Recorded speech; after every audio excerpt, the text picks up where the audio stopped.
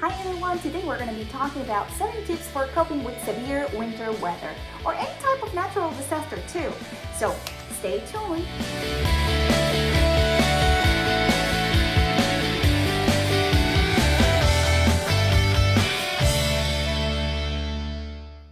My name is Crystal Santiago and I'm a school counselor right now. I was a teacher for 12 years. And now I moved on and I'm a school counselor. So long story short, today I have 7 tips for you for coping with severe winter weather. So I'm a Puerto Rican and now I'm living at Houston, Texas. So I'm used to hurricanes too much, to be honest.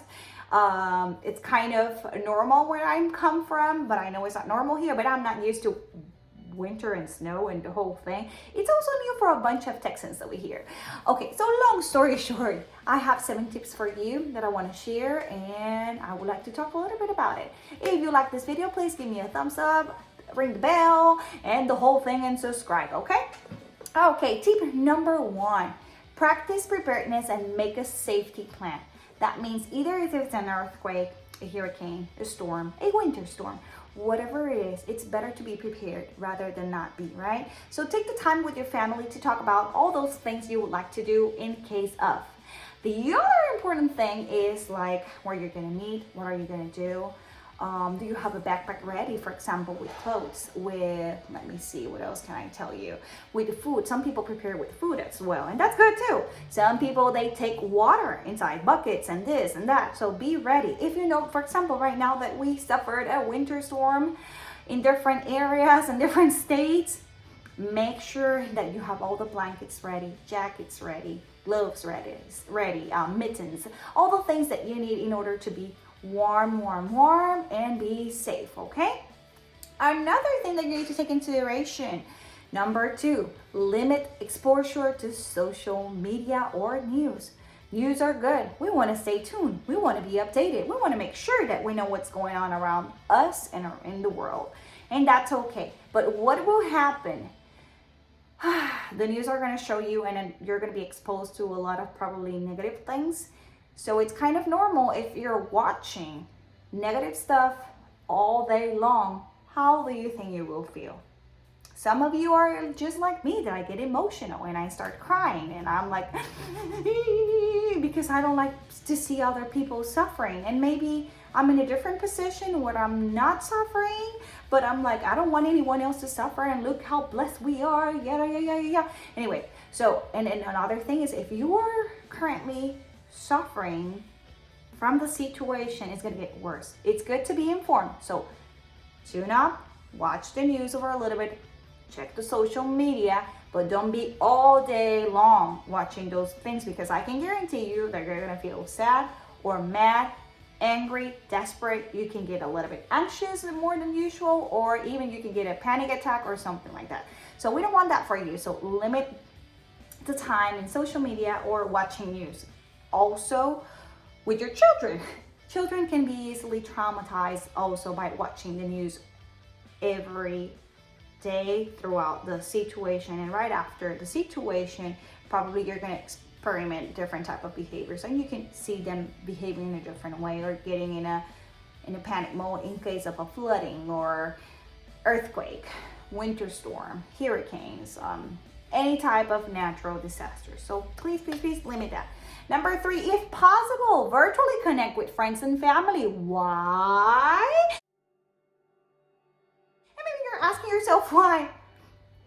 COVID-19, don't forget, on top of all these things, we're having all these natural disasters and all these catastrophic events, but don't forget about COVID. So stay safe. Visit, if possible, if your cell phones are working, make a phone call, FaceTime, WhatsApp, video calling or something like my daughter says, something. But be careful also whenever you go out, use your face mask. Another thing, going back, be ready also with food. I don't know if I mentioned that before in the practice for what can happen in your life. Food is part of it, don't forget, okay? And even if we don't have power, what are you gonna do with all that food you bought? Okay, so think about canned food too. Okay, number 4, Offer support to someone or reach out for support. Both things. If you are in need, it's okay to ask for help. It's okay to call the right numbers, depending on where you are, and reach out for help. If you're in need, ask for help. If you are not in need, be nice, be kind, be a good human, be a good person. Please help the ones nearby with something. At least ask them if they need anything, if they're okay, if they're doing fine. Maybe prepare a soup for them and take them a plate next door. Talking about that, I was thinking about a quote about Rockefeller, and it says, "I always try to turn every disaster into an opportunity." What is that for me? There's two ways to see things, and you probably may know this. If I put some lenses, some blue lenses right now, or sunglasses with a blue lenses over there, maybe you will see everything blue. And if you like blue, that's cool. But what if you don't? If I put on you, let me see, pink lenses, and if everything is pink for you, that must be fine, but probably it's not going to be for the other ones. So try to see and take in consideration different types of perspectives and opinions and the way people think and the way people process information. Not everyone is going to process the information the same way. Not everyone is going to agree with everything you need to say. So be mindful of those things in this situation. The other thing, stay positive. I know it's easy to say it. After every catastrophic event, things shift, things evolve. It is like a turnaround. It is a wake-up call for all of us. And also we learn how to appreciate things. Take that in consideration. Don't forget. Okay, number 5, play board games with your family. What about Monopoly? What about Uno? What about cards? So think about cluster ladders and all those type of games. My kids went nuts, went crazy, like no internet, no phone, no power. Come on, Mom. And it was like, I am from Puerto Rico, so I'm used to a bunch of things. But my kids grew up here, so they're not exposed to all those things. So guess what? I was like, at Puerto Rico, we could be without power for a month. And then internet, we grew up without internet for a long time and nothing happened to us, right? And we turn out good people, right? If you, probably you can relate with me a little bit. I hope so. So, and I know it's hard for them because they do not know another world without the internet.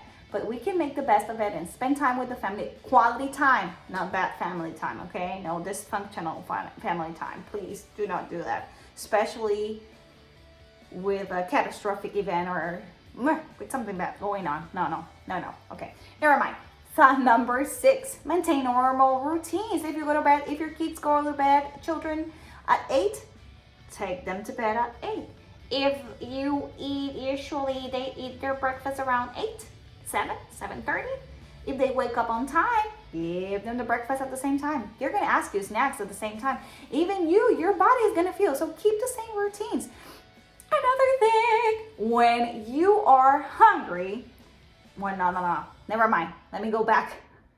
Emotional eating. When you're stressed out, if you are like me, I love to eat. And you're going to notice that you're going to eat and overeat if you are stressed out. So make sure that you're taking care of that because later on we regret. We regret of all those things. And it's not good too. It's not healthy. So your children also are going to experiment the same thing in case that you have children. You're probably, if you have a puppy, if you have a dog, you're going to notice that your dog is going to be in your lap and he or she is shaking and anxious, just like all of us. So make sure that you maintain normal routine. Is going to help you to calm down. Number 7, practice self-care. Why self-care is important? For a bunch of reasons, but I'm going to give you a few. Make sure that you evaluate how do you feel. Even if from the bad experiences, there's room to improve, learn, and grow. Make sure that your heartbeat is okay. Make sure that you're taking care of the basic needs first. Make sure that you feel okay. Then check on your family. Check that everyone is doing well. And take all those things in consideration. You matter. You are worthy too. So make sure that you take care of yourself. For example, if you're taking a medicine during a natural disaster, take care of yourself. Take your medicine. Don't give everything away. Don't be the last one all the time. Everyone can take turns, so think about yourself, especially some people, and I include myself in it, we put ourselves last. Children, husband, everyone goes first, and we're the last ones. But what about you? Take care of yourself and make something that makes you happy. Like if it's listening to a little bit of music, singing a song, if it's drawing, if it's reading a book, if it's doing Sudoku or something like that. Make sure that you're taking care, that you're also taking the time to reflect on how do you feel, reflect on what you're doing and how you're doing throughout the day.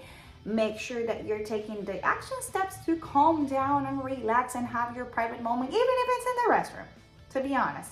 When you have children, they will be everywhere, even in the restroom. Anyway, that's another story. So make sure that you're taking care of yourself. So let's review and recap. Number 1, practice preparedness and make a safety plan with your family. Be ready. Prepare in advance for any type of emergency, okay? Number 2, limit exposure to media, news, social media, Facebook, Twitter, Instagram, whatever it's where you're watching what's going on, limit that time, okay? 3, if possible, virtually connect with family and friends. If it's not possible, whenever they restore the power and the connections and everything goes back to life like the way that it used to be before, connect with them and make sure that you let them know that you care about them, okay? 4, offer support to someone and reach out for support. Number 5, play board games with your family and enjoy family time. Number 6, maintain normal routines. And number 7, practice self-care. Make sure that you're okay too, okay? Well, if you like this video, give me a thumbs up, ring the bell, and subscribe to my channel. Thank you. Have a great day. Bye-bye.